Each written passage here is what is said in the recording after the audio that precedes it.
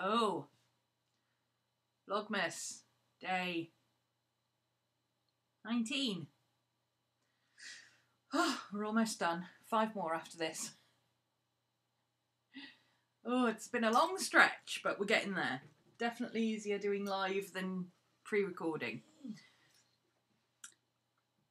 More tiring, more time consuming in planning, but a lot easier for doing stuff or finishing. Hey babies, here's Miss Maddie. Hi baby, are you feeling better? I had a sickly puppy all day. Poor Miss Maddie, she was sickly all night and she's been sickly all morning and she's not a happy girl. Hi baby. Hi.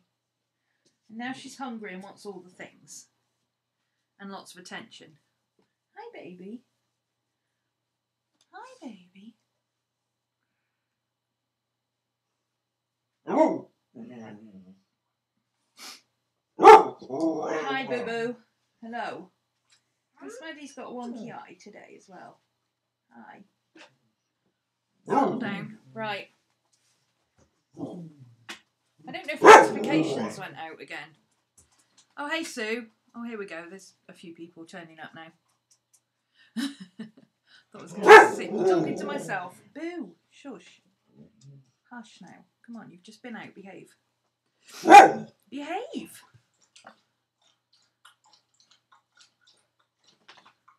I need to...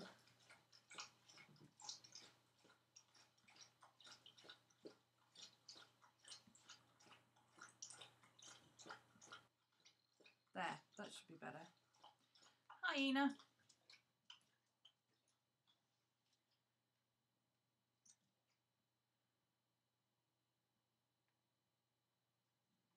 There's something wrong with my actual Mac audio.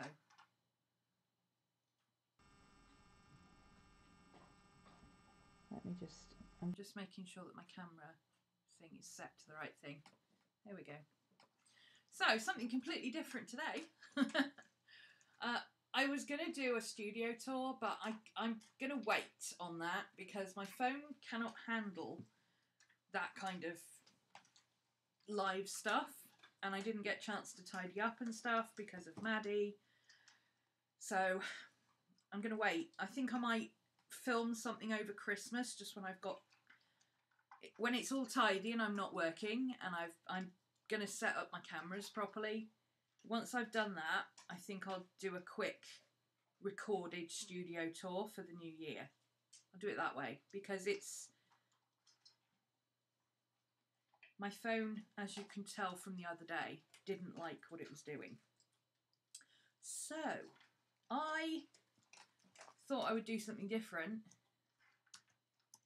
and just do like a coffee chat. It needed to be something that I could just drop at any second. Damn it. In case Maddie gets sick again. She's been okay for the last couple of hours. She's having some dry biscuits now. She had some chicken and rice earlier, so she should be okay, but, you know, just in case. So, what do I do other than planning and journaling and art and stuff was one of my questions. Because, obviously, journaling and writing and all that kind of stuff used to be my hobby. Well, it's what I do all the time. It's always what I do. But there's a big difference between doing that when you spend 8 hours at a college teaching or you're at university studying for 10 hours a day or whatever, and then suddenly going freelance and that becomes your life. That becomes what you do. That is my all day, every day. Painting, journaling, writing, storytelling, all that kind of stuff. That's what I do. So what do I do when I'm having time off? I thought that would be... I was going to do it as part of the Q&A, but I haven't had that many questions for the Q&A. So I thought I'll do this today because if Maddie gets sick again, I can just drop it. Although she's wagging her tail and she's wandering around quite happily at the moment. So, hey Sue, Ina, Rach, Butterfly Girl, hi. I can never remember who you are. Beth, is it? Blythe, hello. Risha, Blythe, have you seen Little Raven Ink's new doll? I don't like dolls, they creep me out. Blythe dolls are kind of okay, but yeah, you like Blythe dolls. She's got a pink Blythe doll. It's very cute, go check it out. Little Raven Ink on Instagram. I don't know if she's posted pictures of it yet, because she's doing all the family Christmases this week. Yeah, she's got a pink Blythe. It's like loads of super pink hair. It looks like a mini version of her. Oh, you're a patron. Oh, right. She's probably. I think if you check on there, she posted. She said the other week in a video that she had this doll on lay-by, and she had a photo of the doll, but she sent me a picture the other day. She'd actually received it. It's a gorgeous doll. I just don't like dolls. But you're a Blythe fan, so I knew you'd enjoy it. You'll love her. She's really cool. So, what do I do when I'm not artying? I crochet. I love crochet. I really like crochet because there's no faffing about with it. I don't mess about with, oh, I have to sew in my ends and do this, that and the other. I do my ends, as you can see, I do my ends as I go. And if they come loose, I just sew them back in. That's not an end, that's a loop in the wool. I thought I'd show you this. This is a cute little set that I bought on eBay. You can get these sets on eBay anywhere, okay? So don't ask me the seller. Just look for beginner's crochet set or crochet set of hooks. Mine came from China, so I had to wait a couple of weeks for it. But it is so cool. It came in this little pouch. So it's got a nice self-contained little pouch. Which again, it's not clear, but I don't mind it being not clear because I know this is all my crochet stuff. You know how that works, right? Cute little Christmas present. Especially if you're going to visit people after Christmas, or if you are spent out for Christmas but you know somebody who does crochet type stuff and has a birthday after Christmas. It's a nice thoughtful little gift. They have got them on AliExpress. They're actually cheaper on eBay.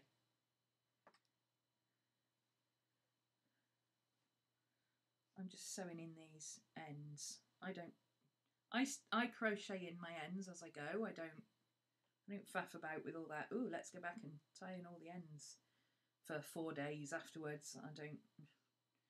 I was taught to crochet my ends in. That's what I do. But I do have this little loop here.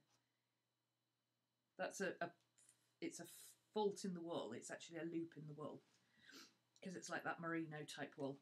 Anyway, yeah, this little set came with, it's got these little plastic needles. So it's good for a kid. It's good for a child. So it's got all these little plastic needles in lots of different, like little and big sizes, which are really cute and handy. It's got these little stitch marker things, which are also really cute and handy, and again, plastic and not sharp.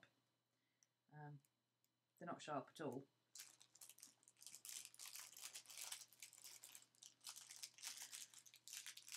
I don't know if you saw there, but what I do is I put a stitch marker through I make my loop big. I put a stitch marker. Let me show you. I put a stitch marker through my loop and then I loop it onto there. So that keeps my end so that I can just unhook it and continue from where I left off.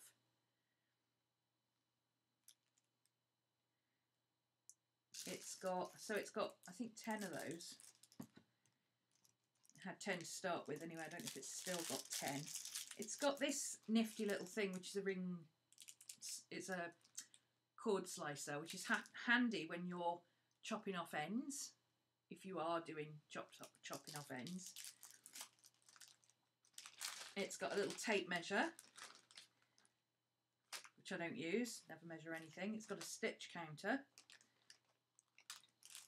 and it's one of those with a hole through it, so you can put it on, you can't put it on a crochet hook obviously, but you can put it on the end of your needle, or what I do is I put it on just a scrap of thread, yarn that I've got handy, and hang it around my neck and just, you know, do it that way when I need to count stitches. But I very rarely count anything because I don't measure anything because I don't care. So that's all the bits that come with it, and then you get all of these babies. These are awesome. This is a cute little pair of snippers.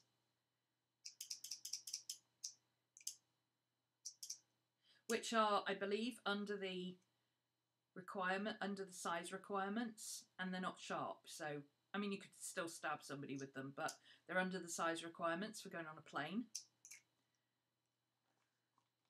And then you've got all these crochet hooks in different sizes, literally right the way up to, this is a size 8mm. I tend to colour coordinate mine to my projects because then I know which one I've used. I'm not very good with sizes and stuff. So I know that the red one is what I've used for my red blanket, and I know that my blue one is my blue blanket. Yeah, I know. It goes all the way down to, I think this is the smallest one, 2mm. 2mm, 2.5mm, 3mm, 3.5mm, 4mm, 4.5mm, 5mm, 6mm, 7mm, 8mm. So yeah, that was super cheap. It was like literally like $2.99 or something on eBay. And mine came really quick actually. It only took 10 days. And they do little packs they do like knitting packs and sewing packs and crochet packs. I've got the sewing pack and the crochet pack in 2 different colours. I bought the 2 from the same seller, and I just asked them to send me in 2 different colours. So this one is like a minty colour and the other one is pink. They come in hideous colours, but I don't care as long as I can tell which one is which. So,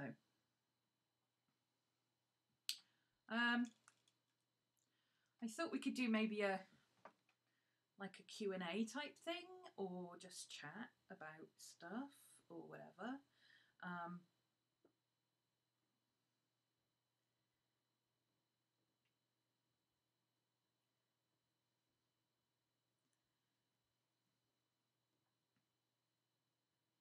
I never crocheted on camera before. This is interesting.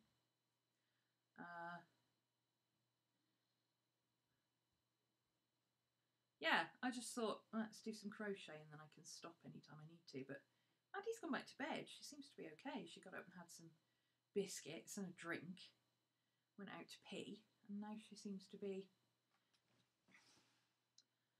I need to put this down a bit. Hang on. You'll have to put up with a view of my chest in order to see what I'm doing, because I crochet up here.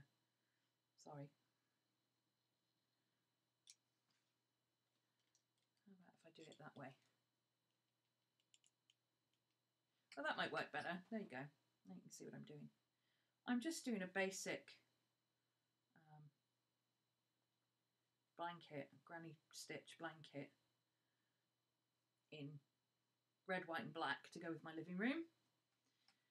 Had some extra wool. My mum brought me some wool when she came up. She used to knit and sew and crochet and everything. When she got her cataract, she stopped doing it. But I think she's getting back into it now she's had her eye done. But every so often she comes across wool that she doesn't want anymore and she drops it off with me.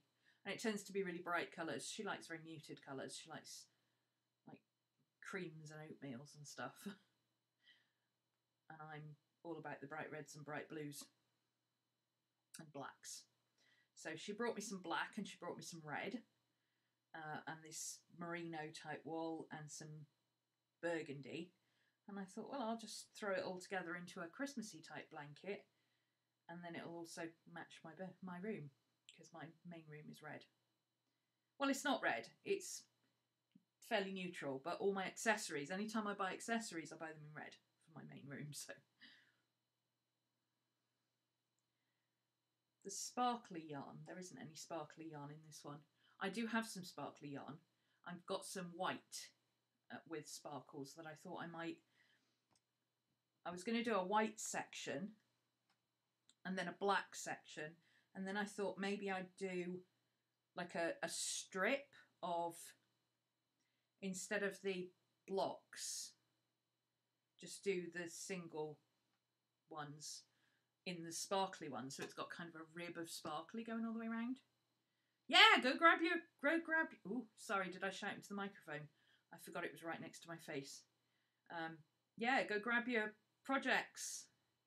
Let's do half an hour of, you know what? We haven't had any time to do this all week. Let's. If you haven't got a project going, a sewing project or a knitting project or a crochet project or whatever it is you're doing, obviously you can journal if you prefer. Nothing wrong with that. Maybe do some sorting. Go through all your bits. Grab that box of bits that you keep meaning to go through to see if there's anything worth salvaging. Start knotting together all those odds and ends of yarn that you've been meaning to do into one blanket. I do that. I keep... there's a video on here. I'll have to find it and link it later, where she shows you how to unwrap yarn and wrap it back up so that it becomes one single yarn, so you can join two yarns together. I do that with my odds and ends. So when I've got bits that are like this long, I put them all together and I crochet those into blankets, and it comes out crazy multicolours. It's very cool.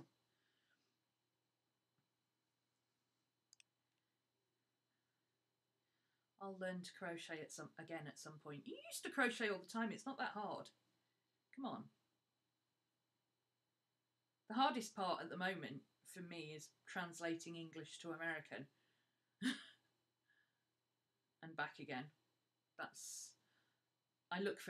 I just go on Ravelry and look for patterns in English or that have been translated into English.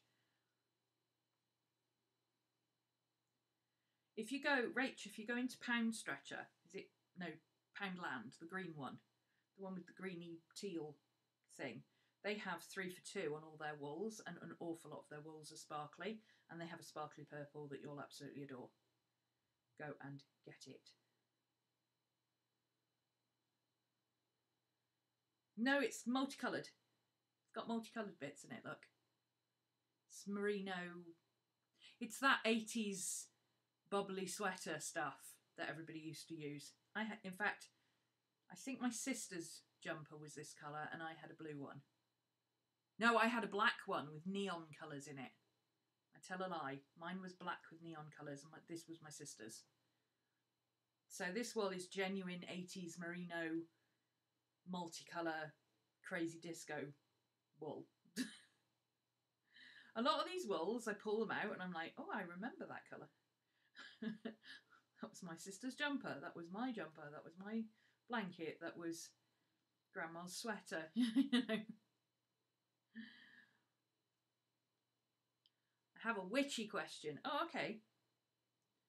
What types of things do you do to celebrate the winter solstice? I don't... Meh. I don't really celebrate the winter solstice. Do you know, it's weird. Well, I observe the winter solstice. Let's put it that way. I do Christmas, basically. My Christmas starts pretty much tomorrow on the 20th, first day of Yule. Yule is 3 days, usually.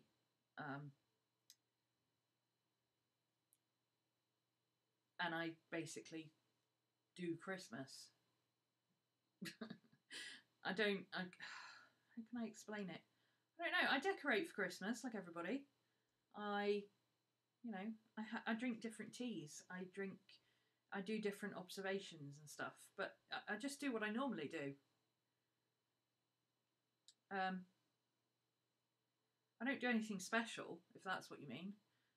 I don't do rituals or anything like that. I don't do rituals. I'm not religious. But I just change what I do to fit season, just like I do any other time of the year.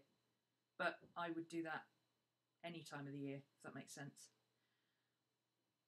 No, I get it.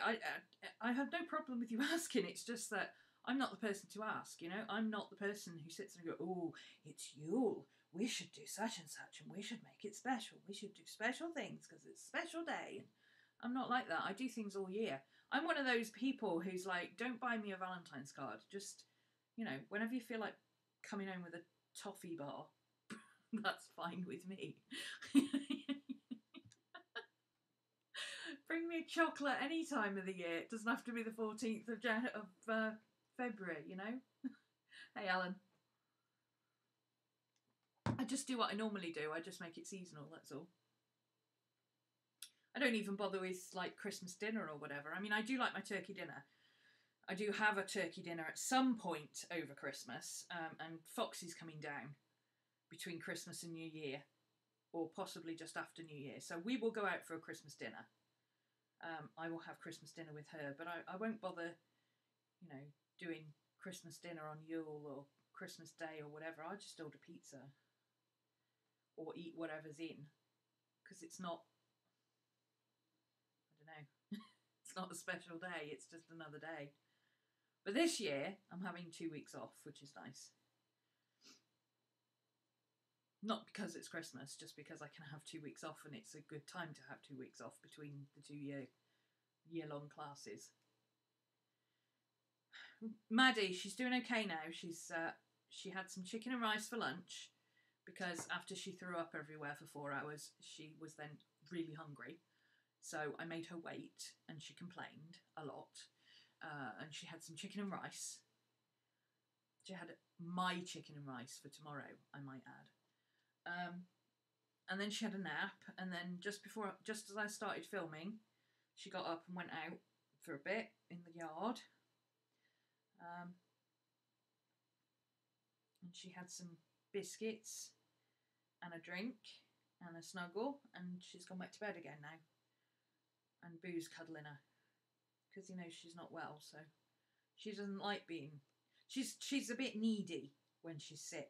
Most of the time she's not needy, she's very independent, but she gets very clingy when she's sick, which suits Scoob down to the ground because he wants to be all over her all the time, he wants to snuggle her all the time, and she's like, dude, get out of my face. But when she's sick, she wants the snuggles. So he's in his element, he's all over her. But yeah, it's probably just something she inhaled.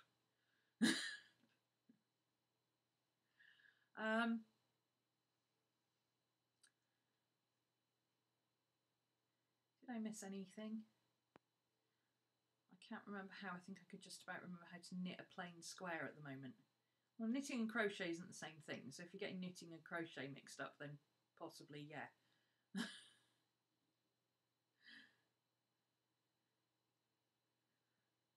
There's a girl on here who does tutorials for granny squares, and they all work out, as long as you follow her instructions and do it the way she tells you to do it. It doesn't require any special wool or anything, but she'll tell you, like, you need to use this type of wool, or, you know, your needle needs to be, your crochet needle needs to be like double the thickness of your wool, or half the thickness of your wool, or whatever. And she works out the patterns, and you just make all these crochet squares and crochet them together, and it works. I'll send you her link. She's really good. She walks you through how to do each one. But she walks you through all the stitches and everything. I can't crochet, but I can knit. I can do both. I don't like knitting because knitting involves using both shoulders. and as I have issues with my shoulders, but I can do things with both hands, it's useful for me that when I start getting achy in this shoulder, I can reach the end of a round, stop, and literally go back the other way with my left hand. I have a very strange way of crocheting. I can crochet quite intricate things. I can do lace and stuff, but I just can't be bothered. And I don't enjoy knitting. I can knit. I'm a very good knitter. I'm actually a better knitter than I am at crochet, but I don't enjoy it. I used to enjoy doing like baby clothes and stuff. I did think I might do. I've got some 4-ply wool that needs using up, and I thought I might do some simple like baby wraps or what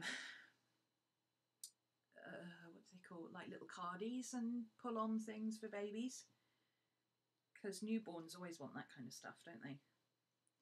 And then give them to the women's shelter or something,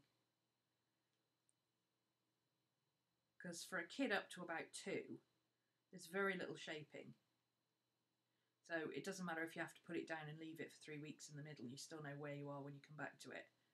You can do really nice patterns, and as long as you know what line you're on, you can still continue the pattern.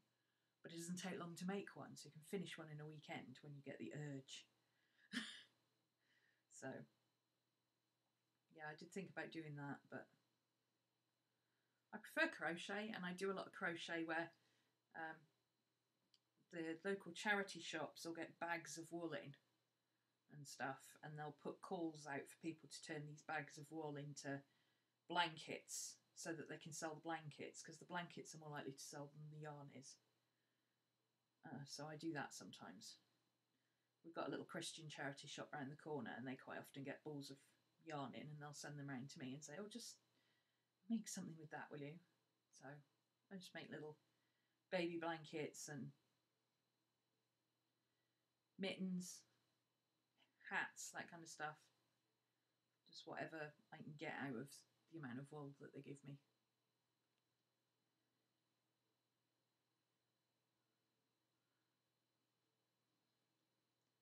My man taught me to sew when I was about 8, maybe younger.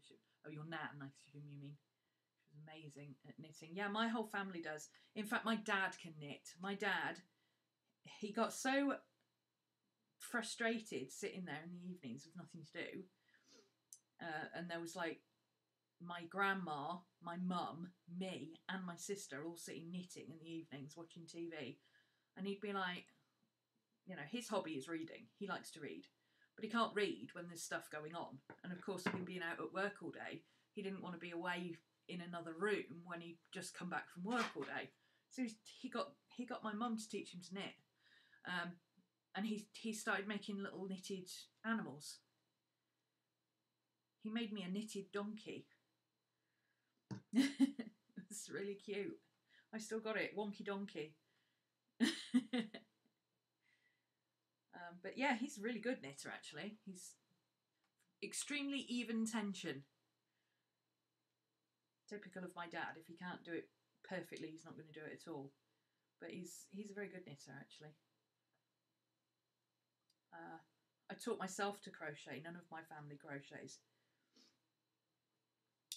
My little gran used to crochet, but she got frustrated trying to teach me, because as a child, totally lefty, and she just couldn't handle it. So I taught myself to crochet left-handed, and then I taught myself to crochet right-handed as well, because overachiever party of one. Hufflepuffs knit. Ravenclaws learned to crochet with both hands. I can sew and embroider and do lace tatting and all sorts as well. It's just what you learn when your entire family does that kind of stuff.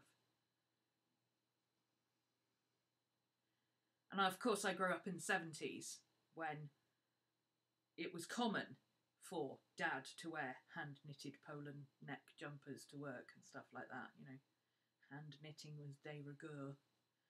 So I remember my dad wearing the first Fair Isle sweater that I made him. It was the very first multicoloured jumper that I made. I'd never done multicolours before, and it was that kind of, it was sky blue with different colours. You know, that typical 80s pattern where it was like, you'd have a row of triangles, and then you'd have a row of dots, and then you'd have a row of squares, and then you'd have a row of whatever. It's horrible. Absolutely horrible. But he wore it to work quite often. I suspect he put it on to go to work on mornings when he took me to school, and then the minute I got out of the car he took it off. That's what I suspect, because I wouldn't have worn the damn thing to work.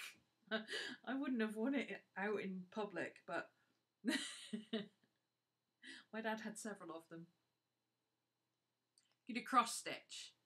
Yeah, I like cross stitch, but it's a bit, I prefer tapestry. Tapestry is more, well, no, actually I prefer embroidery, I think. Freestyle embroidery. The only thing I can't do is use a sewing machine, and that's not even true. I can use a sewing machine. I'm fine with a sewing machine until it runs out of thread, or I have to redo a bobbin, or I have to change the colour of the thread, and then I'm like, I can't do it. I can't, no, even with instructions, I cannot rethread a sewing machine.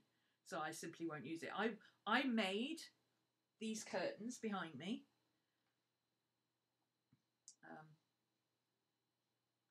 Oh, hang on.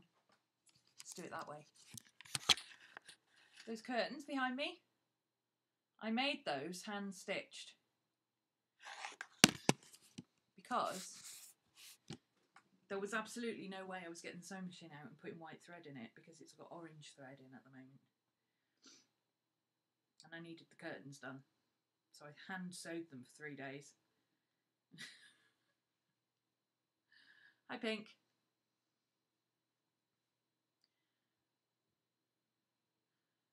I think it would give me eye strain now. I don't look at what I'm doing most of the time.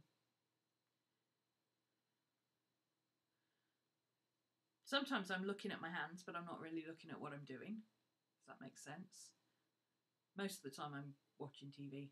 I don't need to look at what I'm doing.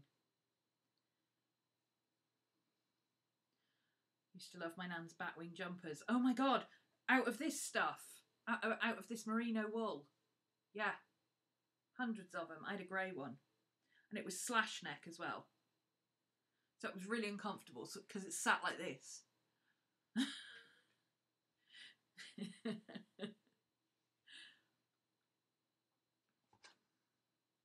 You want more 80s patterns? Oh my god, I've got a whole folder full of them somewhere.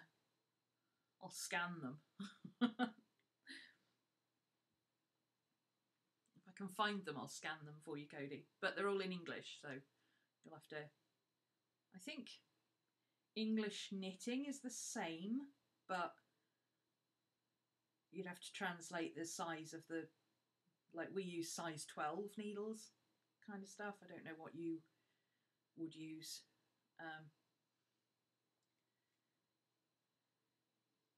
Crochet is different.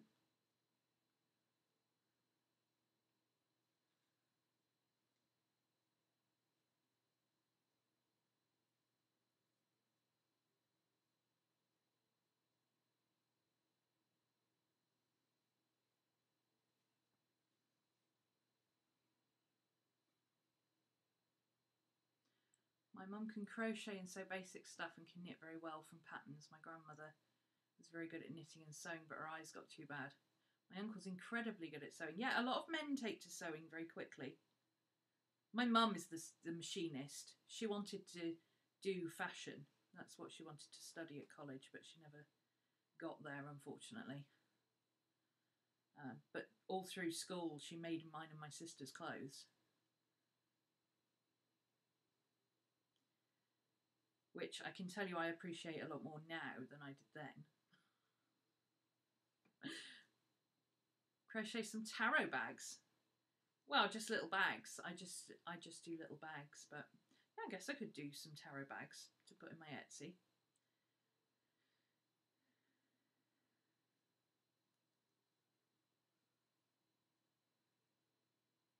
Well, not even on my Etsy, on my... Ooh, what happened there?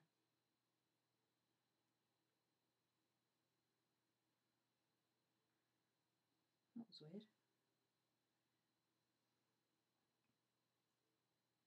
He used to choreograph ballet routines for me and my dad to dance to, yeah. Well, my dad does ballroom dancing, as you know, so he's extremely good. He's a sequence dancer, choreographer and teacher. And my mum and dad used to do old time and ballroom and Latin. I remember my dad learning disco with me. I wanted to go to disco dancing and we were doing Saturday Night Fever. And they wouldn't do a private lesson for one person, so I made my dad go with me. My dad learned Saturday Night Fever with me.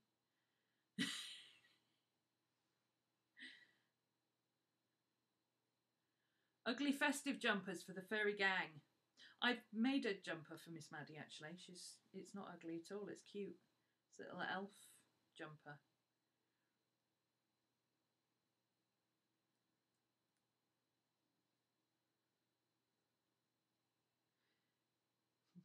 Dancing to Romeo and Juliet.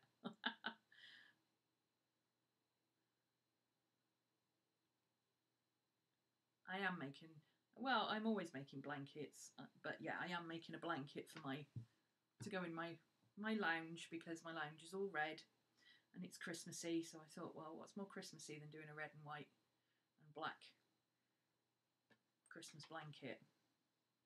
It's not specifically for Christmas, I use it all year round, but crystal bags. I keep getting tangled up in this lead. This is why I need to sort out my cameras, you see.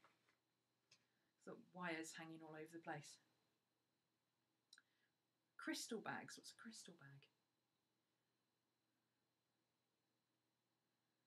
I'm losing the thread of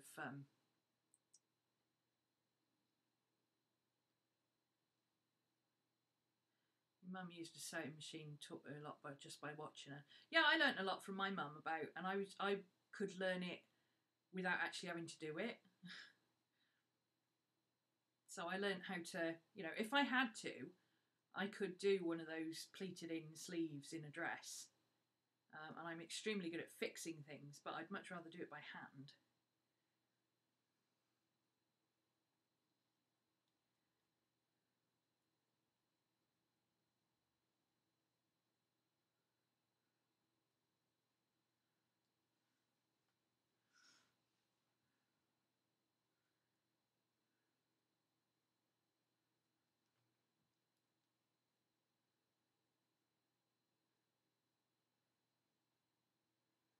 Yes, it's the same, I had done it. I don't know what that means. Sorry, I must have missed something there.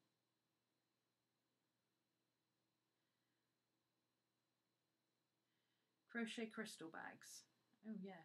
Okay, I'm back to there again. See, I can't follow the thread. I wanted a crochet little bag necklace so I could have several with me at once, but I'm not sure I can do it myself. Oh yeah, I could do one. I could do that. Tell me what sort of size you want and stuff.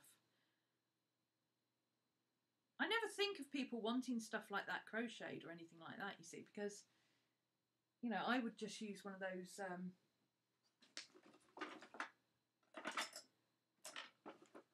got one handy. You know the little chiffon bags? They're like two little squares with a chiffon, with a ribbon tie. I just use those for everything. So, because any jewellery I get always comes in one of those. In fact, most crystals I've ever bought have come in one of those. I'll do you one, Cody. Tell me what you want.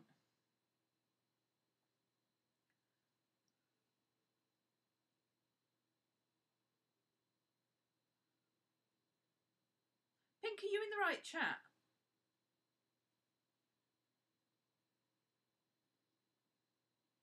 Or are we having cross conversations? Or is Pink Cody and she's talking to me twice? No, I'm up for, you know, I don't particularly advertise doing art commissions or, you know, any kind of commissions really, but if people want stuff made by me and they know what they want, just ask. and I'll price it up for you. I mean, it's not, it's easy enough to do. I suppose a lot of people don't realise I know how to crochet. I'm a lot neater when I'm crocheting for somebody else, by the way. This is just me, just crocheting for me. I just want to make this up pretty fast because it gets chilly in the evenings here, and Maddie's taken over Granny's blanket. My gran made a really nice multicoloured blanket, but Maddie uses it. She won't let me have it. And I've made a big blue one for the bed out of like that chunky wool that you get in B&M, which is really good value actually. Luna will know what I mean. She'll have seen it. She probably uses it.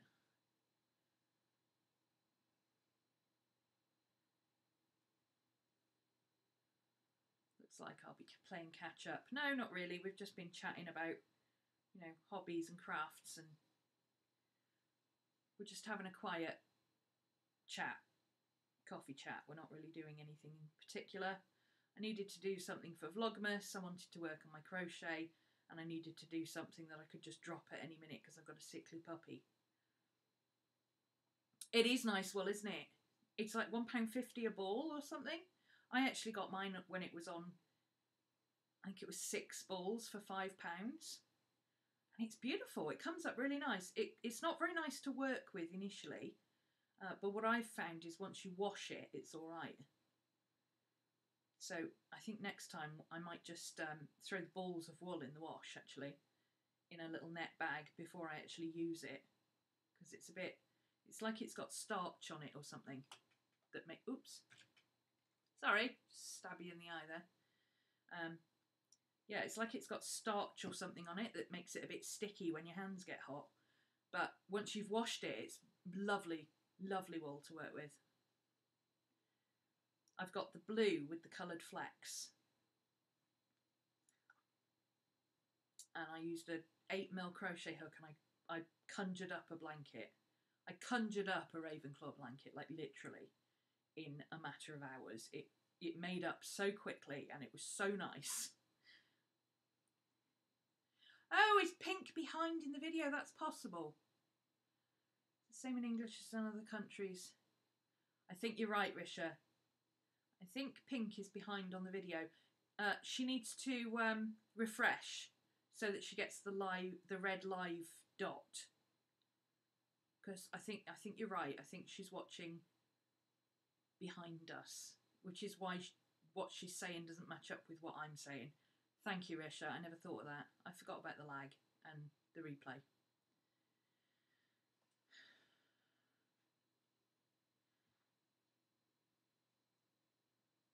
Just saying it would be cool to see someone make tiny bags for crystals. Oh, well, there you go. I'm sure there are people on Etsy who do it.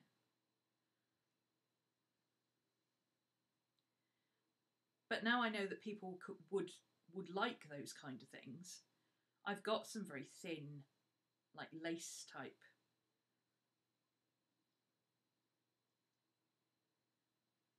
Thanks, Risha. Yeah, I've got some really thin lace type wool, and I've got some 4-ply wool, which is really easy to do patterns in.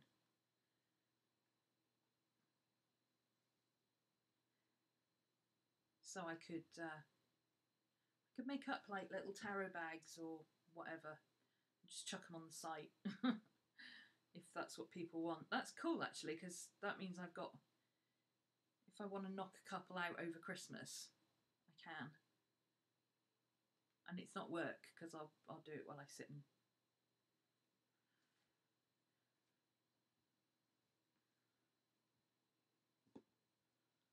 Hi Pam. Yes, the red dot is the live indicator. Thanks, Risha. I never thought about the lag there. Have you seen those giant footstools that are garter stitch, but the stitching is huge, and I fancy giving that a go. Oh, you can make those. Do you know you can make those with you get that huge, super thick Aran wool, but you don't actually have to use needles. You can use your hands. I kind of fancy doing that actually. Although I'd have to take all my rings and bracelets off, or I'd get caught up, and that would drive me insane. to do that all the time, but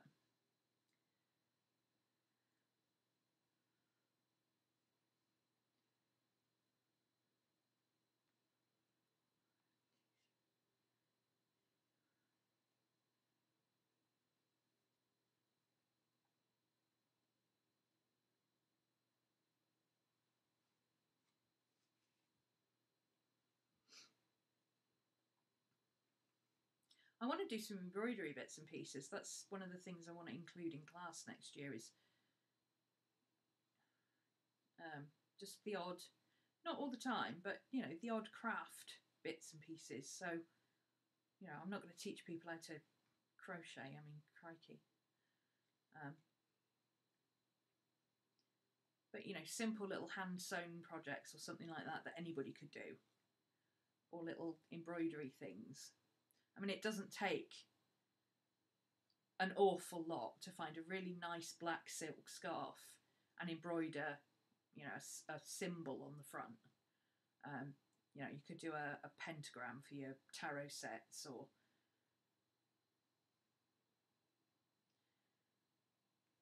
some kind of symbol, goddess symbol or something for an altar cloth or something like that. That's something that would be really easy to do, because sewing is just in, out, tie it off in a knot. Embroidery is not as hard as it looks, I promise you. Have you seen felted sewn animals? I have. There's a girl doing, who is it doing the little felted animals? I just saw them today. She's making a little felted animal every day for her little one's tree. They got her little one a tree. I don't know how big the little one is. I think she's only a baby. And she's crocheting a little, felting a little animal every day throughout Advent. So by Christmas she'll have 24. I thought that was a really cute idea. And then presumably next year they'll put the tree up for her, and maybe she'll make some more for her until she's old enough to appreciate Advent or whatever. I can't do felting, because to do proper felting you have to use wool, and I can't use wool. I'm allergic to wool. I'm not allergic to wool, I'm allergic to lanolin, which is kind of part of wool. Everything I work with is acrylic. It's man-made fibre. Oh, whoa! Hello, Mr. Boo. Oh, whoa, rah, rah, is that right? Are you reporting on Miss Maddie? How's Miss Maddie? Oh, here's Miss Maddie. Hello, my baby. How are you doing, sweet pea? Does she need to go out again? Does she need to go potty? Well, use your indoor voice and tell me what she wants. What does she want? Does she want to go potty? Do you need to go potty, my sweet? Yeah? Okay. 1 second. We have a doggo needs to go. Potto. Okay, I'm coming. I'm coming. Come on then. Ooh, come on then. Good boy. Come on then.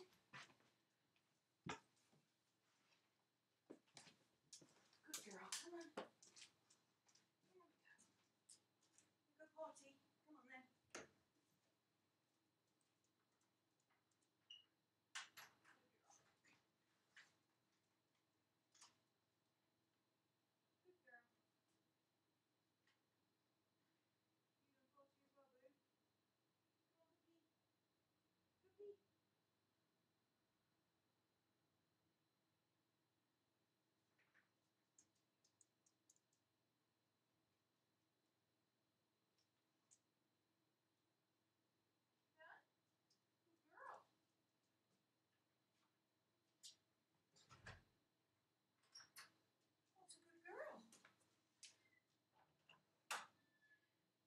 Sniffing the biscuits. You're not having any more biscuits just yet. No, not having any more biscuits just yet. You're on rations.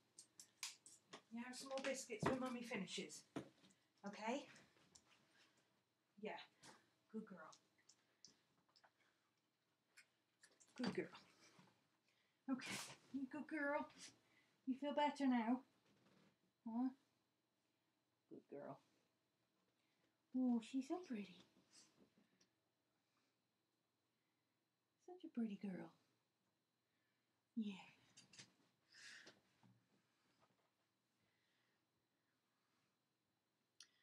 Love embroidery. I find it really relaxing. Just haven't done it in a long time. Yeah, I find embroidery relaxing. I struggle with it a little bit because I can't see quite as well as I used to be able to.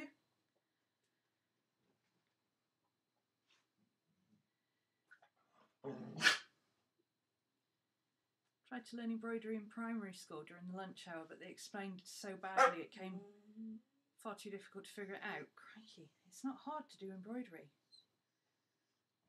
How... They must have been really badly explaining it. I mean, it is really not difficult at all.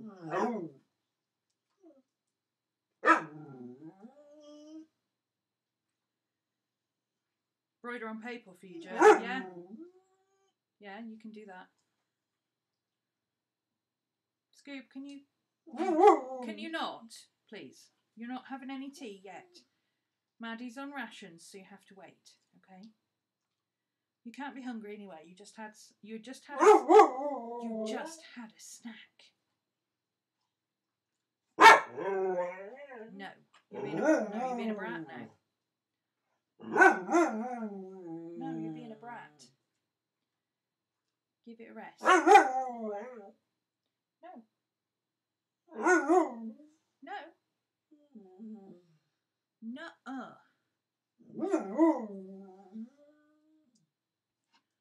Following you on IG. Oh yeah, cool.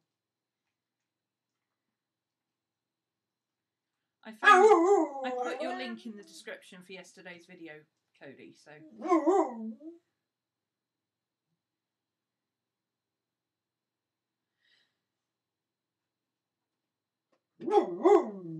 Scoob!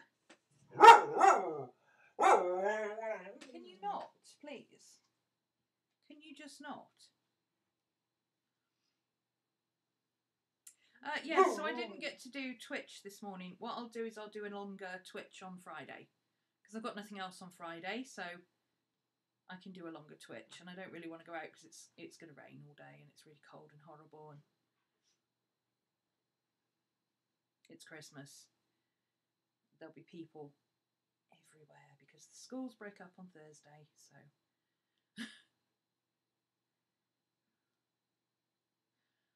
They had favourites in class and ignored other people. The thing with crochet, with anything like this, I think, is they try and make you concentrate on learning the stitches before you can do anything, and then they immediately throw you into using a pattern. And I think that's always a mistake. I think, make something you love. It's like painting, you know?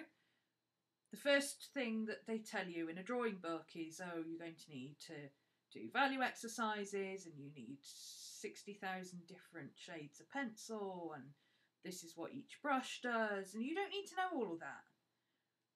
Yes, if you're learning it if you're learning to be a professional painter, of course you need to know all that. But the best thing to do is just decide what you want to do and do it. I mean, Bob Ross painted with a 4-inch paintbrush, for goodness sake. You know? He was all about the, you know, if it looks right, do it. You don't need to worry about learning different stitches and learning this and learning that. And, you know, concentrate on the basics. Like, learn satin stitch, which is the absolute basic stitch of embroidery. Any kind of sewing is your running stitch and your flat stitch. If you can do those, you can embroider anything you want. And as and when you think, oh, I'd really like to be able to do like little dot things here. I'd really like to be able to do little dot things here. How do I do that? Then you can look it up and you can find out that they're called French knots and you can learn how to do those, you know. They concentrate on, oh, you need to learn this stitch and you need to learn this stitch and you need to learn this stitch, and it's not necessary. If you want to embroider a Bambi on a piece of white cotton, learn how to stretch your cotton evenly on your hoop, draw or stencil on your Bambi, and then figure out how you want to sew it. Done is better than perfect. If it doesn't come out looking quite the way you wanted it, then you've learned something, and do another one. You know, keep doing it until you figure out how you want to do it and how it looks best. There's a really good book, actually. Let me grab a copy. I've got a copy here somewhere, I think. Somewhere. Oh, go on, tell me I don't have a copy to hand. That would just be perfect, wouldn't it?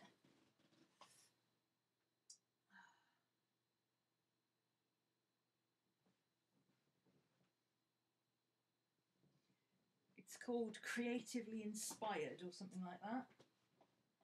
Oh, here we go. This is one that I use for collage, but it's all about fabric collage. This is what I want to have a go at. Be creative with Workbox. That's what the magazine's called. creativewithworkbox.com. But look at these. These are absolutely gorgeous. That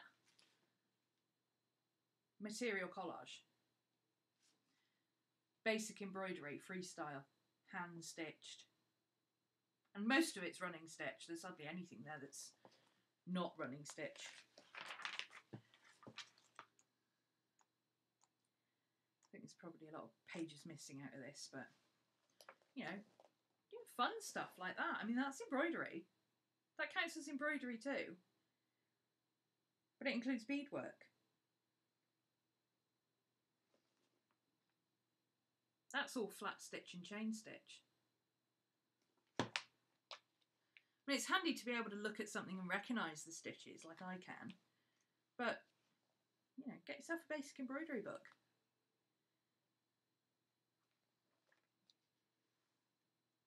That is quilted, would you believe?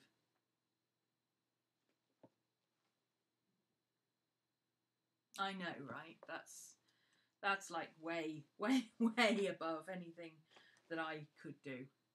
That's just beyond anything.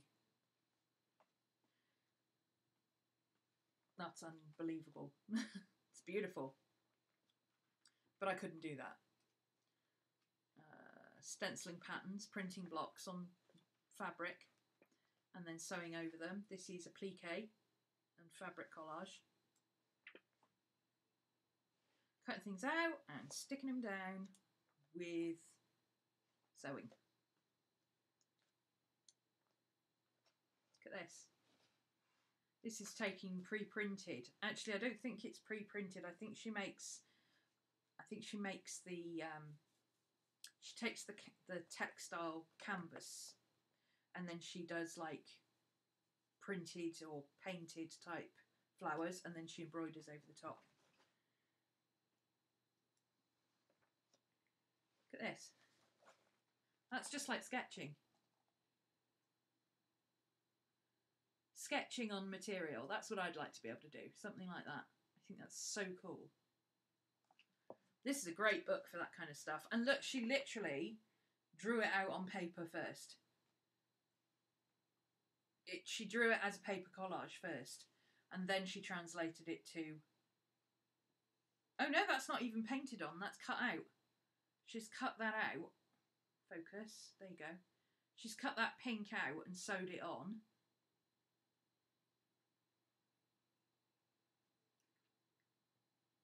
So it all starts off as paper stuff, and then she turns it into collage, and she adds buttons, and she writes on it and stuff. She's even got paper. That's probably not paper, it's probably, I would guess, she's probably put text onto material. But, or she's got material made up like text. Could be paper, I don't know. It's very mixed media. But it's gorgeous, isn't it? I mean, who needs to know how to embroider to do something like that? It's still embroidery, but it's like collage embroidery. It's beautiful. And she does all sorts of things. Actually, I think that is paper. I think it's paper elements that she's drawn and coloured in and then sewn onto the... And it's hand sewn and it's machine sewn. So she's machine sewn some of it and she's hand sewn some of it. But sewing is just in, out, in, out. You can't go wrong with that. If you can do the hokey cokey, you can do sewing.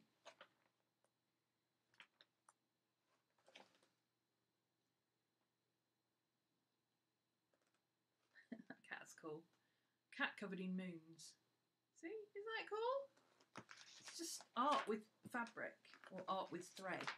But yeah, this is a really good book if you're into fabric type stuff. Be creative with Workbox. It's a monthly magazine. No, bi-monthly magazine from createwithworkbox.com. Creativewithworkbox.com even. I picked that up as and when one of the covers catches my eye. Not surprisingly, that fox caught my eye. And then I opened it up, I think, to the picture of the hare. I was like, oh yeah, I'm having this one. But I've got another one that's like elephants everywhere. And she takes pieces of like really thin old denim and she just does random patterns of embroidery stitches just with whatever she's got to hand. She literally, it's like doodling on fabric.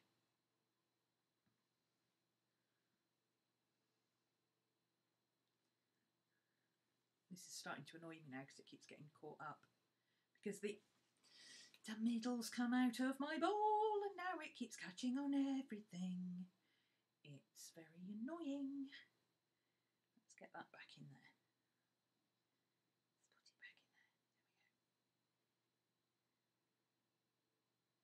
There we go. Okay, that's on the outside, and that's on the inside, and that's on the outside. There we go. Okay. There we go. Put it back in there and hope it stays for a while.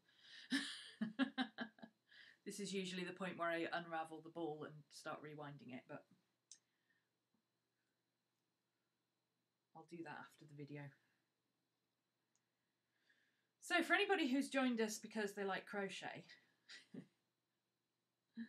I crochet the way I do art. I just kind of throw it all together and see what sticks. I'm just making a cool red and white blanket with bits of black in it and cheerful red colours for my lounge.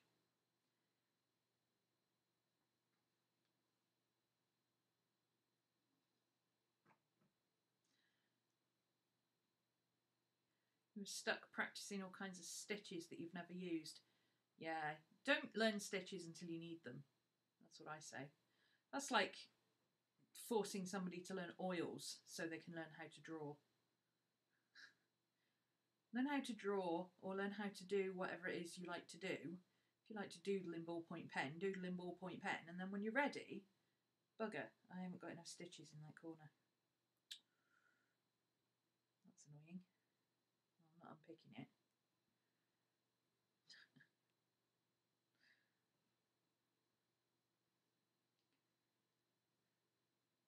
I would unpick it if it was for somebody else, but it's not for somebody else, it's for me, and I won't care, so I'll just go with it. I had a feeling I'd missed a stitch somewhere. Did you see I kept counting corners? I had a feeling I'd missed a stitch somewhere and I couldn't find it. Oh, I just found it. You just get that sixth sense that something's a little off.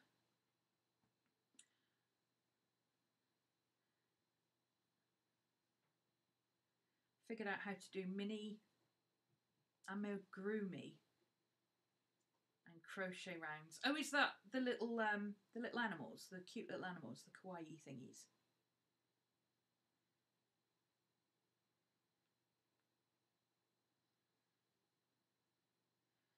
Working on a backpack without a pattern, I'll figure it out as I go. Yeah, that's what I do. That's what I do. Unless it's fabric, like, what the hell have I done there? Unless it's quilting. Oh, I missed a stitch. Unless it's quilting, where you have to measure. Random quilting, you don't. look up Anne Julie Aubrey. She used to make journal covers with random quilting, and it was beautiful. I'd like to do that too. I started doing it at one point and I got sidetracked, but I'd like to get back to it again.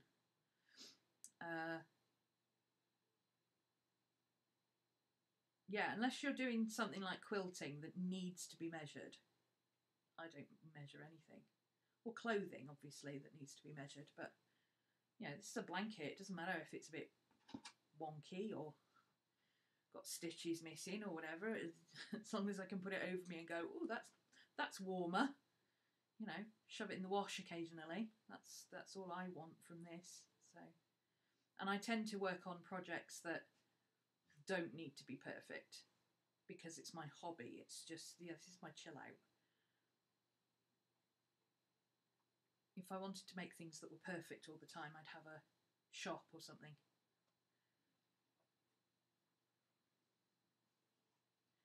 I would teach crochet and do crochet projects instead of teaching art and journaling and witchy things. But, you know, as far as I'm concerned, handcrafts and DIY and being able to make little bits and pieces for yourself is part of the craft for me. If I want to be able to, you know, if I want to, okay, you win. If I want a altar cloth or something, I'm not going to specifically go out and buy an altar cloth because damn, they're expensive. I'm going to just go and buy a plain scarf in the colour that I want and then embroidery something on. Or, you know, stencil something on or something like that. Paint it on, whatever. Do printing, hand printing. Like my nail polish. Thank you, it's paint. Well, that's not true. This is OPI. It's chipped. I need to touch up the ends. This is OPI, and then this is some green stuff and some glitter gel paint. And then I put plain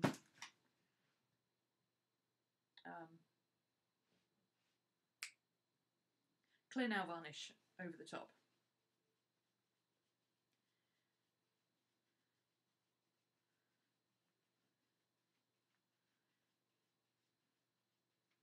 Oh, whoa, chat's going really fun, really fast. Found the Witch's Almanac today and the Witch's 2019 Witch's Companion. Can you recommend these as starter books? I just did 3 videos on Llewellyn's almanacs.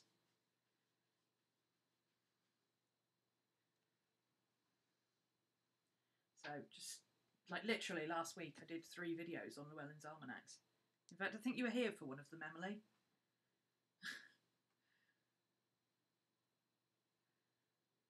It's handmade, it's allowed. Yeah. I wouldn't, if I made something for somebody else, I'm not a perfectionist, but I wouldn't, you know, I would get to that corner and go, damn, I missed a stitch. I would unpick it and go back. I would. For somebody else, I would unpick it. But for me, I'm never going to notice that again. By the time I get to the end of the thing, I'll have forgotten I did that. No one else is ever going to notice. Well, my mum might notice. She's about the only person I think who would notice. She'd go, oh, did you miss a stitch there? Yes, I did. I'm like, no, I don't care.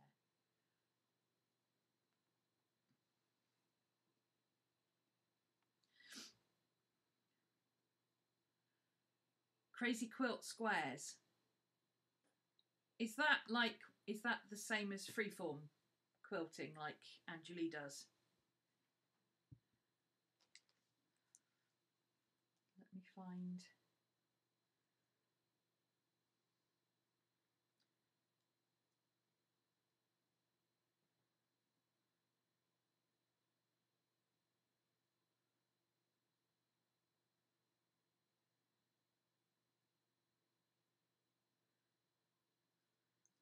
My carpal tunnel is so bad from printmaking years ago.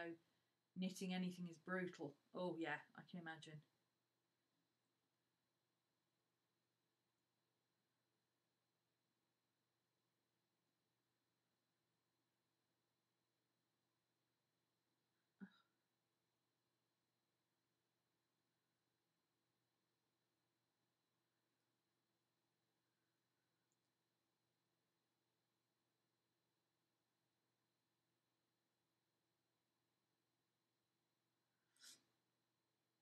I think the overall thing we've found with the Llewellyn's books is you have to look through them and decide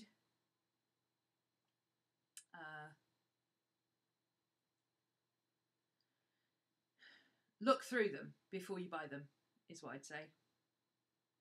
Fabric journals, here you go. She makes art pieces. Hopefully this will show up. She makes art pieces. Oh, bloody hell. Pop-up adverts. Will you pee off?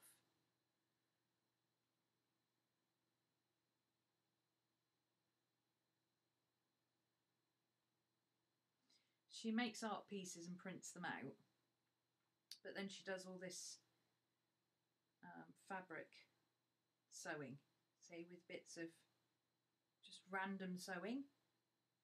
She used to do just the random sewing journals. And they're all hand done. Just like strips of fabric making journal covers.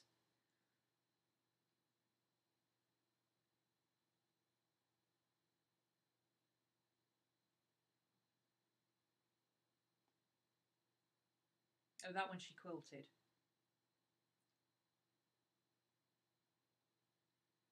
Sorry, it's not easy to show you on my tiny little screen, but that's a good colour. That should open. That should show up. There we go. So she makes these random quilt things, and then she sews her things on top of them. But she used to do them really random, like with odd bits of lace and stuff.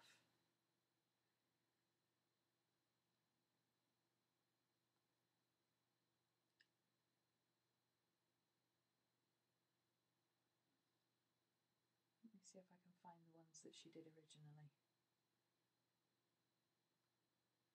She literally used to just treat it like collage.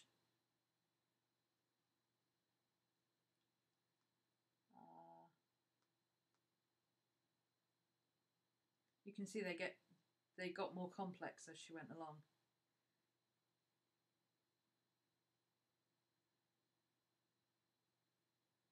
But yeah, I'd like to do stuff like that. I think that's one of my favourites. It's her Edward Scissorhands one. Oh, it's hard to see on there, sorry.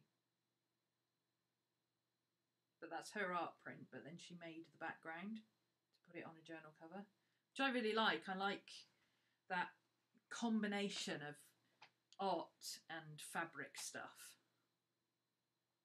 You knit with a loom. Oh, my uncle used to have a loom, and he was always getting it caught up. He was always, whenever we went over there, he was part way through unpicking something because the loom had messed up part way through. So we never really found out if he didn't know how to use the loom, or if his loom was broken, or if the loom that he used was a bit dodgy, or if he just kept tinkering with it instead of using it. Whatever it was, we don't know. But yeah, he always had it in bits on the floor instead of actually using it.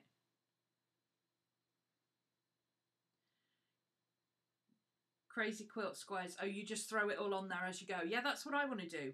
Just start with a plain background and just throw stuff on.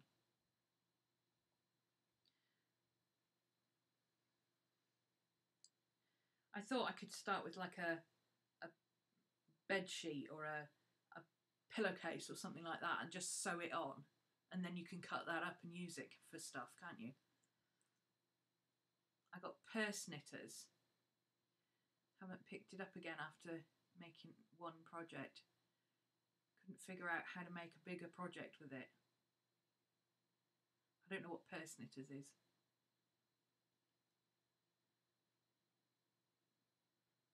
Mixed media with fabric is a nice thing. Yeah.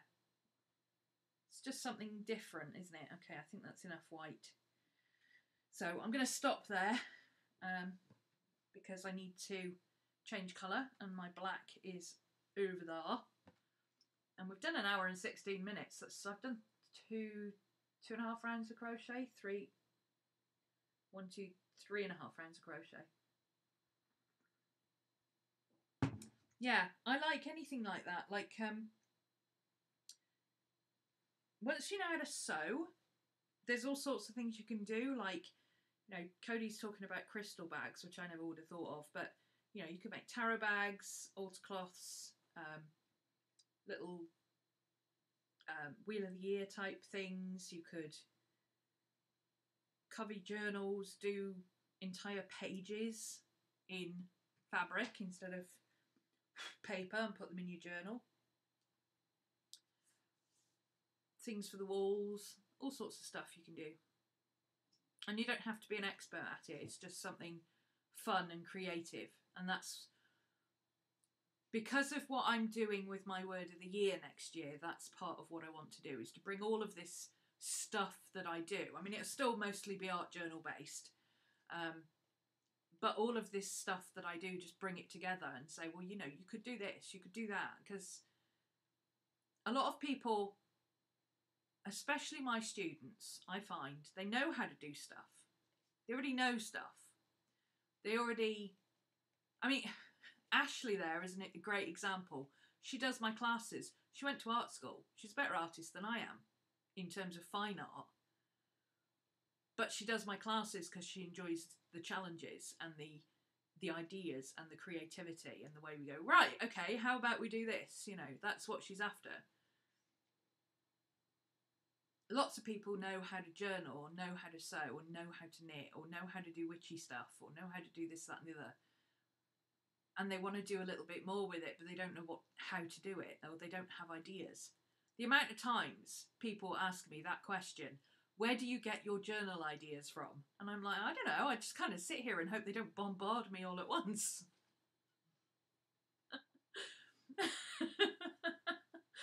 That's literally it. Things come out of absolutely nowhere. I was sitting here earlier thinking, well, what can I do for Vlogmas? Shush! You're being a brat. You're being a brat. Stop. Good boy. Don't be a brat. Boot the snoot. There we go. Good boy. Yeah, I was sitting here thinking, well, what can I do for Vlogmas? And suddenly I went, well, I want to do some crochet. Why don't I just do some crochet and talk? There's 21 of you sitting here with me doing your own thing and chatting with me. So that's, you know, I am good at coming up with ideas. I think if anything, coming up with ideas is probably my best trait. I don't need to sit and think about things. I don't need to sit and plan stuff. That I'm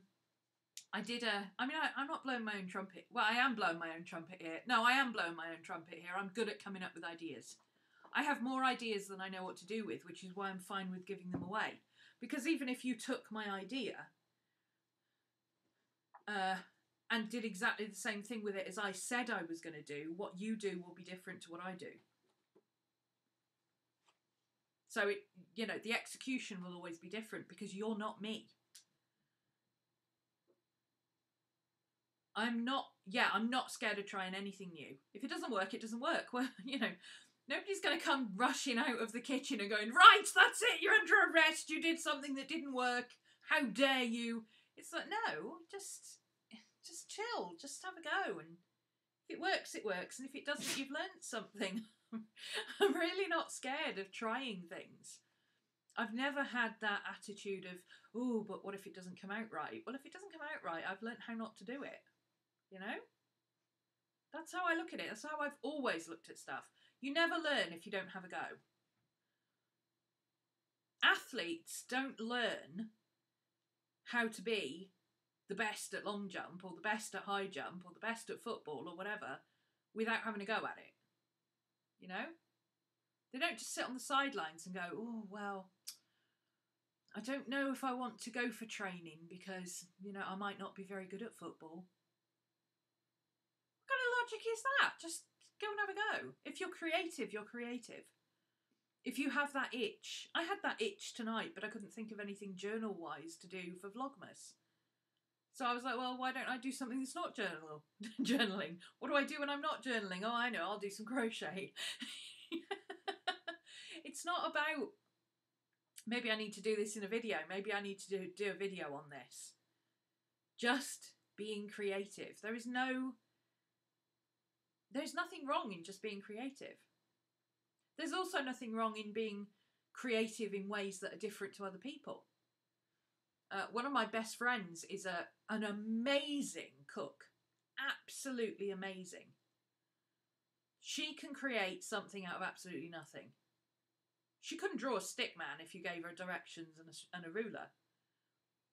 She will tell you that she's not creative in any way, shape or form. Taurus with Virgo moon. But she can cook. That's creative. Being able to create stuff out of raw things in your cupboard and take it and turn it into something completely different that's aesthetically pleasing and nourishing and good to eat is art, as far as I'm concerned.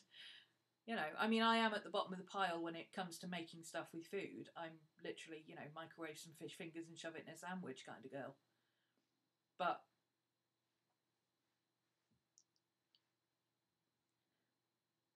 something I've learned over the years of being an artist is to share ideas. Yeah, you can't... Years ago, Neil Gaiman said something that has stuck with me. He says a lot of things that stick with me, but he said something that stuck with me ever since I heard it. He was telling different ideas for stories that he'd had. And he said, somebody said to him, aren't you scared that people will steal your ideas if you share them like this?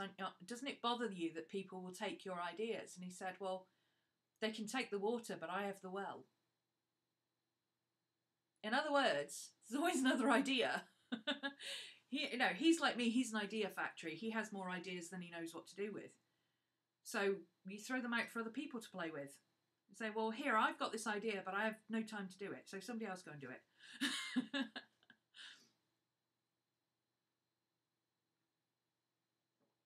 My journaling has been a lot more enjoyable since I started taking that approach. Yeah, exactly. This is why I don't really understand planxiety. For me, again, I suppose this should be another video because I was asked for it. Maybe I'll start doing these crocheting coffee chats with a purpose. I'll actually have a topic like planxiety or something like that, and we can all get some crochet done at the same time.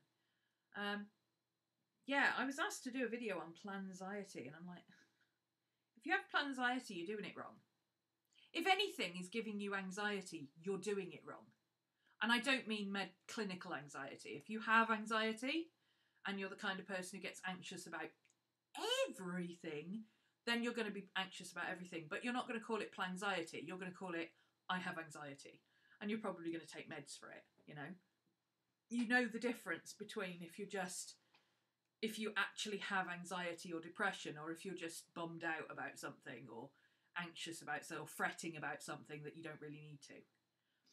I personally suspect that a lot of planxiety is from 3 sources. 1, perfectionism. You're never going to attain perfectionism, so give up on it. It's never going to happen. You're never going to be perfect, so don't even try. Aim for about 80%, and if you get better than 80%, then you can surprise yourself and have a party, have some chocolate cake, take yourself out for a nice jolly round the shops or something, and buy yourself a treat, you know. Yeah, perfectionism will kill any kind of creativity before it even starts. And planning is creative for us creative types. It's looking at what other people are doing and going, oh, I couldn't do that. Which, as Courtney and I say very often, don't compare your chapter 3 to somebody else's chapter 71. Don't compare somebody else's perfectly staged Instagram shots like Courtney does. Courtney does flat lays for her Instagram because her Instagram is part of her business.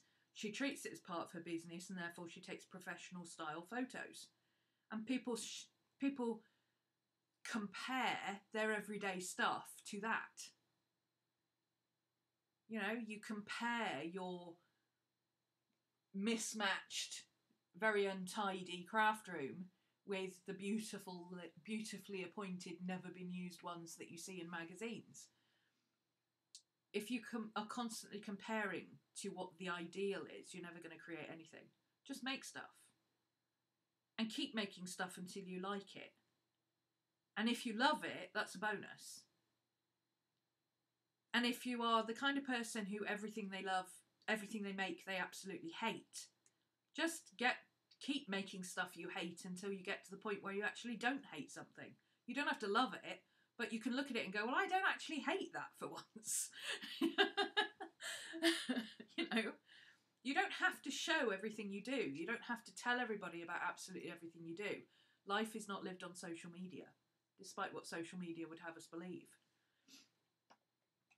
That's that Jeff Goldblum quote, isn't it, from Jurassic Park? You're so busy thinking about whether you can, you never stop to think about whether you should.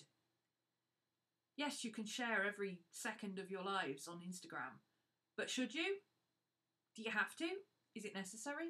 Would you feel better if you said, well, you know, I like that sketch and I really wouldn't mind sharing it because I think it's good enough, but it means something to me, so actually I don't want to share it because it's personal to me. It's something I enjoy doing.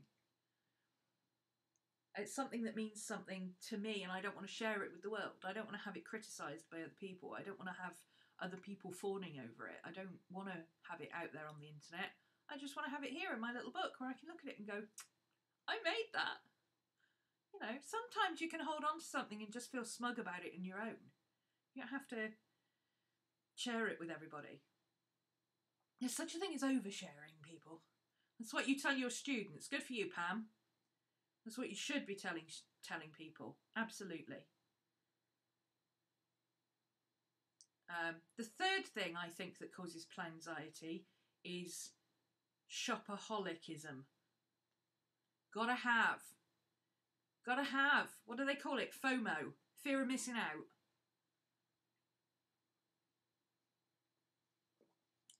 You don't have anxiety, or you don't have plan anxiety. You just have no idea whether you want to spend $40 on that journal, or $40 on that journal, or $35 on that journal, or $25 on that journal, or $60 on that one. And if so, which of the 70,000 leather covers do you want to go with it? Because somebody else might have something that's better. Or somebody else might come out with something next week that's what you want now. You know, shopping is overrated. I own most of these that I own have been gifted to me by very kind makers. Like this, this was made by Kate B.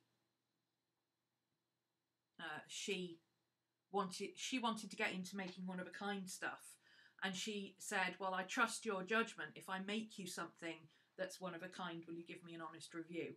I absolutely love this thing. This is pretty much all I use. In order to have a plain one that went with it, I sent the colour swatches to Ray Blake and said, hey, can you knock me up a cheap one that will match this?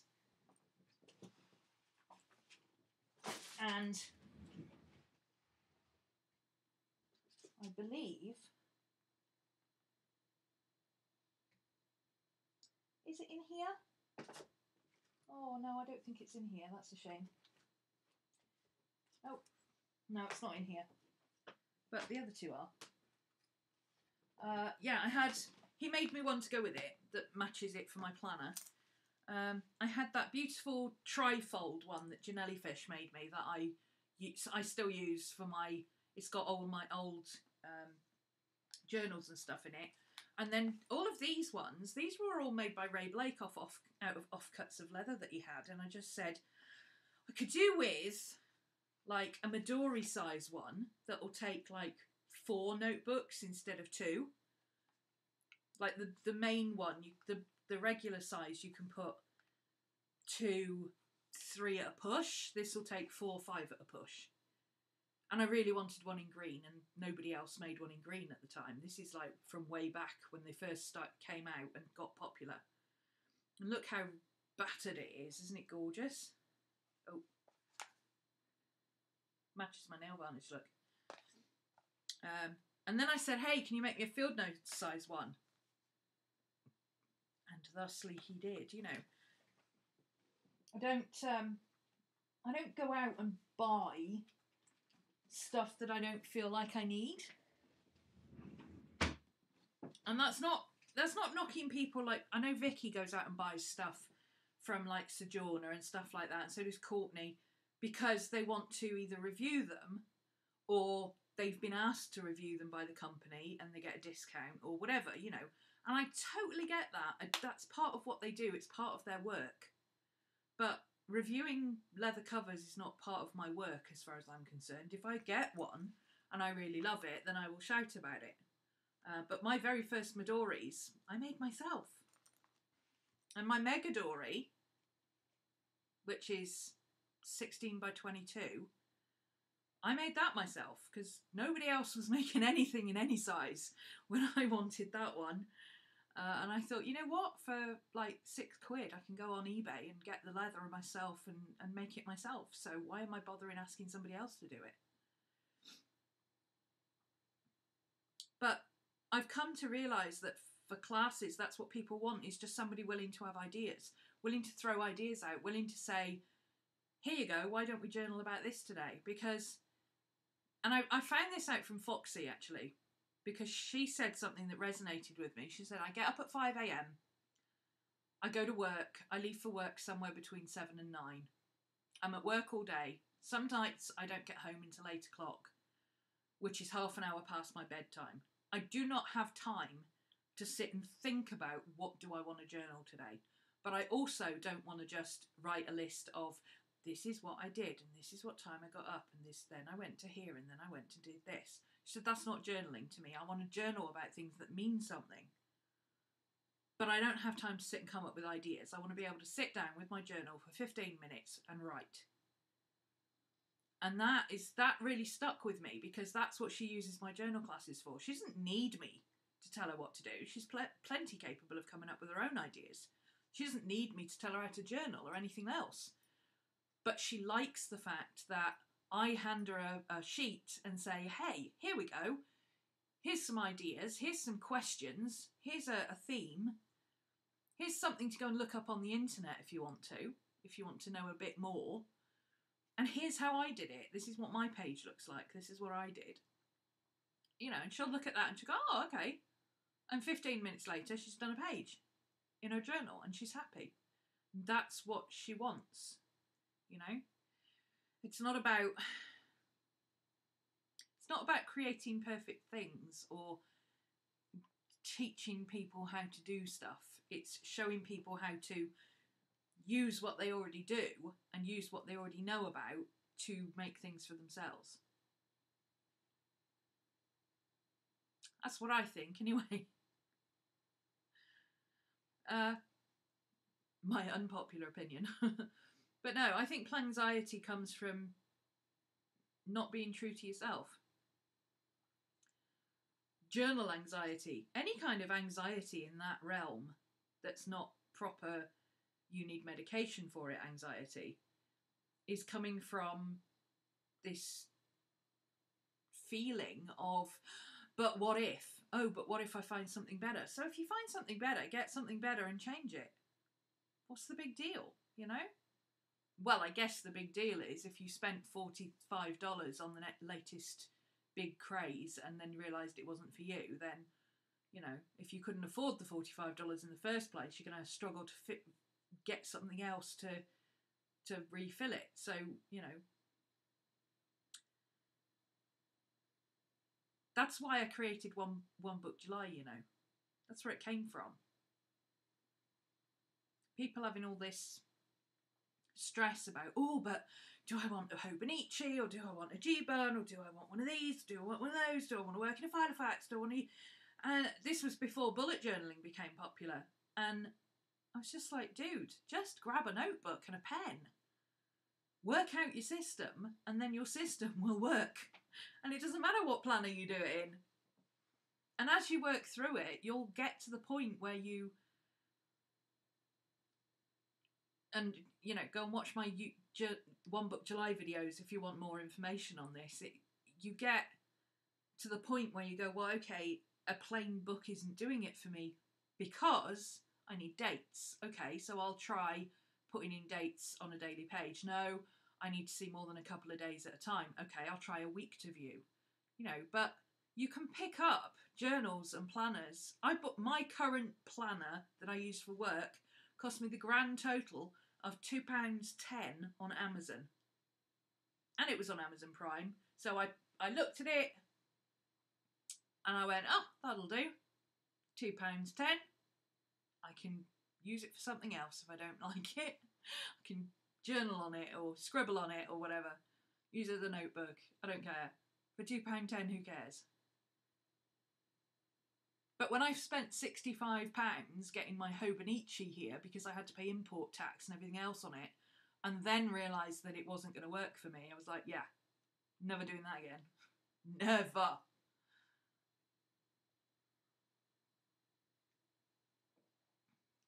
Been crocheting since I was 8. Can't tell you how many years that's been. I've been crocheting, I learned to crochet in university, so early 90s that would be. But I was knitting as a kid, knitting and sewing and doing all sorts of bits and pieces. I used to sit, my sister was a baby, so it would have been late 70s.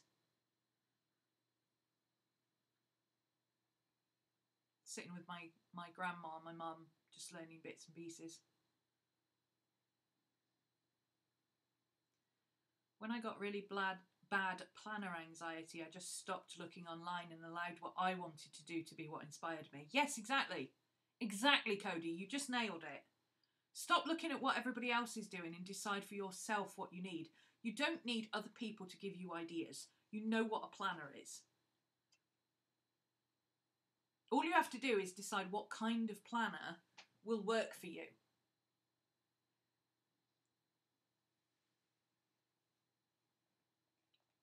And don't feel pressured to do what everybody else is doing just because everybody else is doing it.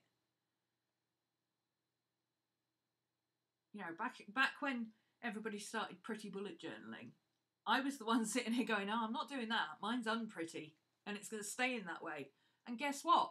Bullet Journal on their Instagram have just put out a thing saying, use the hashtag #BasicBujo because in 2019 we're going back to basics and we're taking it from the book and saying, okay, let's forget all the pretty stuff and just get back to basics with the plain bullet journaling.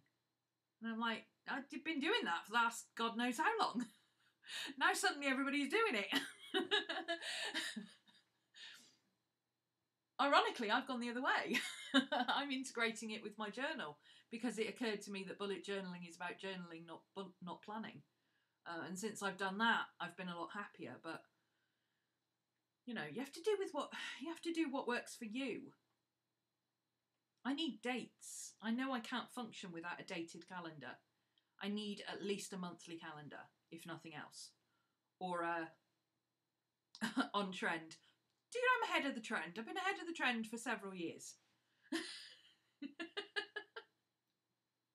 Unfortunately, you know, I was the only one. So it wasn't popular. And now it is popular and everybody's doing it. So that's the way it goes. That's just the way it goes. Oh, I think it's funny. That doesn't stop me enjoying Plan With Me videos where the bullet journalers get going with their fancy decorations, especially the ones who do art pages. Not just, oh, I'm going to stick some washi tape here and make a pretty layout with this ruler. Like the ones who do art pages and actually decorate their pages. I love watching them. I don't do it myself, but I like watching them. If I'm going to put that much effort into something, it will go in my art journal. But at the moment, my art journal and my journal are combined, and I don't know if I'm going to keep them that way. That's the only thing I'm thinking about for January. Am I going to keep doing what I'm doing? Or not? And I think I am. Let me switch you around. I've already run over. Doesn't really matter anymore, does it? I know I said I was wrapping up an hour ago. Never mind. I've been doing... This is my journal at the moment for January, which most of you have seen because you've done the journal with me. But it's basic bullet journal. But anything that's a basic page like this, that's bullet journaling. This is the most decoration I've ever put in bullet journaling, ever. And that's because it's Christmas. And even then, it's not decorated as such. It's just that I find it easier to find my bullet journal pieces if they have a specific thing. It's a visual thing. So I use these for my bullet journal. And these are for my Christmas Chronicles planning. Otherwise, it would just be writing. I was doing it in November. It looked much more like this. And then I threw in some stickers when I found out I had a load of gaps and things. The stickers were an afterthought, just to fill in some gaps. I thought, oh, I've got these stickers, I'll use them. So in January, I'll probably go back to this. But I'm liking integrating it with, now I've got my Vlogmas collection there for my Vlogmas stuff. But then I've got journaling, bullet journaling, and then I've got written journaling and sketching and art journaling for Christmas Chronicles and photos. You know, this is just a random photo that because I was watching Bridget Jones and I put on Instagram stories every time I watch Bridget Jones. I fall for Colin Firth all over again, because Colin Firth, I mean, yeah, Tom Hiddleston's and everything are lovely, but Colin Firth is my ideal man. He's gorgeous. I'll take one of those, please. You know, he's the real Mr. Darcy, as far as I'm concerned. So I printed that out and stuck it in my journal, because that's part of my life, is being online and putting up Instagram stories and stuff. But it was also the kind of thing that before Instagram I would have written in my journal. But I wrote it on here. That's journaling as far as I'm concerned. So I put it on there to take away from the fact that this is just bullet journaling. This is literally just writing. This was all journaling, this one. And some doodles. This was an altered postcard. A postcard I received, photos. These are bits and pieces that I made the other day. This is all going to be writing. This is bullet journaling, but I've also put some photos in here because I put the bullet journaling in, but then I had a big gap. So I just put the photos in. And I lifted this up so I could put the photo underneath it.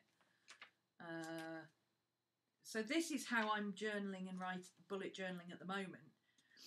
It's getting less crazy this week, as you can see, so everything's a bit easier to deal with. Using Christmas wrappings. My friend graduated, so I did a massive fold-out page for her graduation with their Christmas card picture.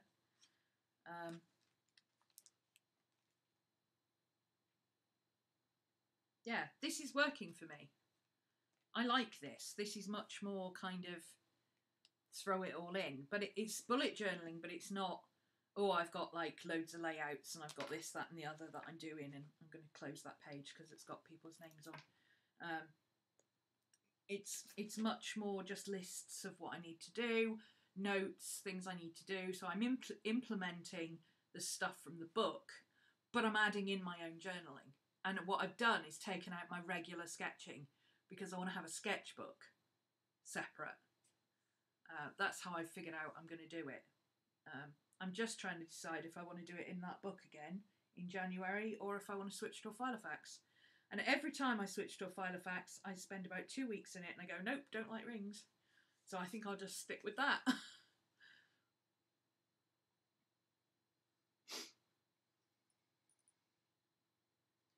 So glad I got my creativity back. I'm writing again. Excellent.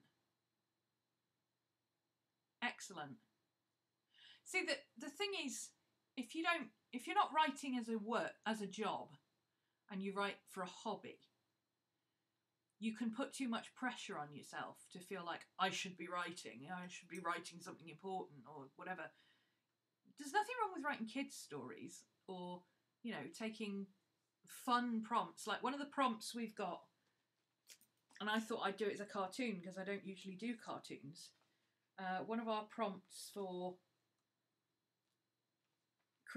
Christmas Chronicles, the practice flight didn't go quite as planned and Rudolph ended up crashing, !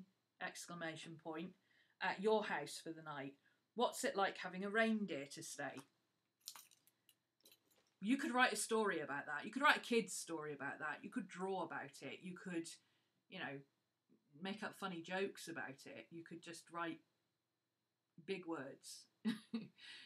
Illustrate big words. What's it like? Chaos. You know, you don't have to feel pressured to do something big all the time. People who enjoy cooking or baking don't feel the need to make something huge all the time. You know, they don't make a wedding cake every day, or they don't make a Christmas cake every day, or a 7-course meal every day. Sometimes just cooking fish and chips at home is enough to fill those creative urges, you know? And I think sometimes with your planning and journaling, sometimes you just have to go back to fish and chips. It's fish and chips all the way. What should we have for tea tonight? Oh, let's go down to chip shop, have some fish and chips. It's a British thing, I know. It can be hard to stop looking online, but if you do, you can allow your inner self to speak louder. That is such a true statement, Cody. That is so true. You can't hear yourself speak if you're listening to everybody else. Sometimes you have to go off into a separate room and just listen to your own head. A good way of doing it, if you can't not be online, because like some of us, I'm always online. I can't not be online. I need that extra stimulus. Find something to watch or engage in that is completely different to what you're actually trying to think about. So if you're overwhelmed by journaling or you're overwhelmed by planning, don't go on YouTube looking for planning and journaling videos. Look for something completely different, but related. Look for sewing videos. Look for videos on how to draw cartoons. Look for digital art videos that you can watch but you have no interest in doing. You know, go and watch Bob Ross. Bob Ross is like syndicated everywhere. He's even on Netflix now. He's on Amazon Prime. He's on Twitch. He's on YouTube. He is everywhere. Go and watch some Bob Ross. If Bob Ross doesn't get you out of your funk, nothing will. And if all else fails, go and watch something on, you know, true crime. There's nothing like murder and mayhem to put things back into perspective.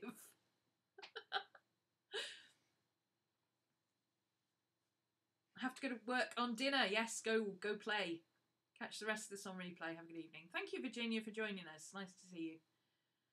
Found that I'm adding my sketchbook into my bullet journal. That's how mine is being journaling. True word journaling still happens in my other journal. Yeah. But you're a written journaler. So for you, I guess it makes sense to have written journaling separate because you probably write anywhere between 3 paragraphs and 12 pages. Most written journalers do. Plus, with having ADD, you probably, you know, you can probably write indefinitely. Just give you a pen.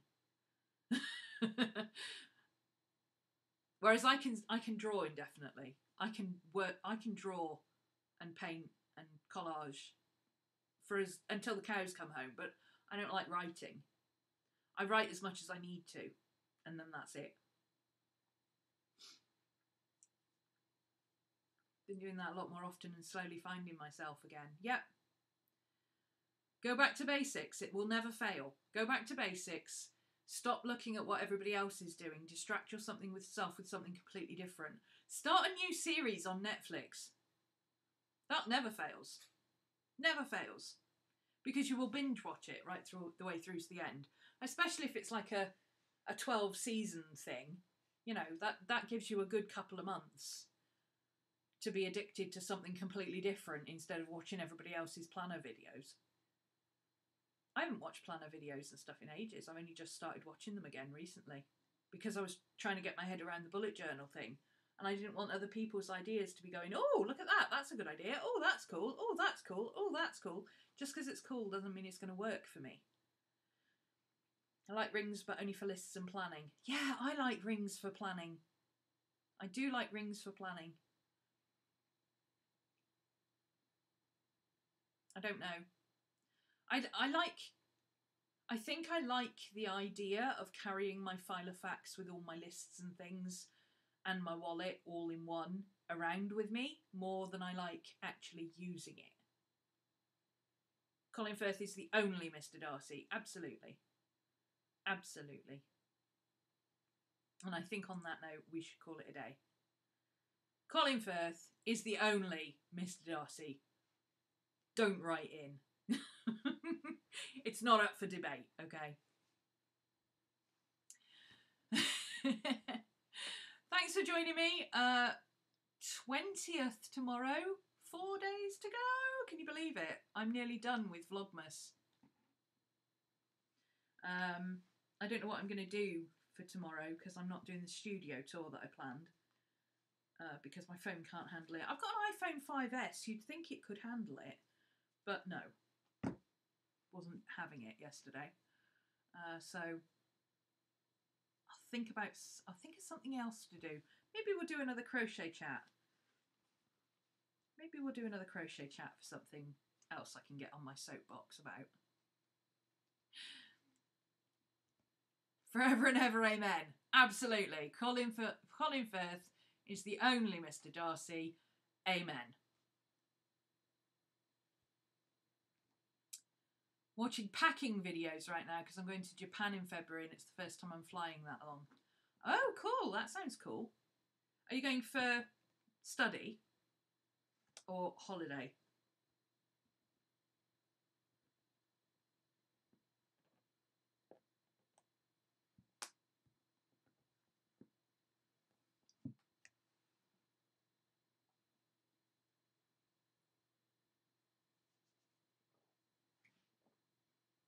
I can give you one tip that I've picked up from all of Courtney's videos, just on holiday.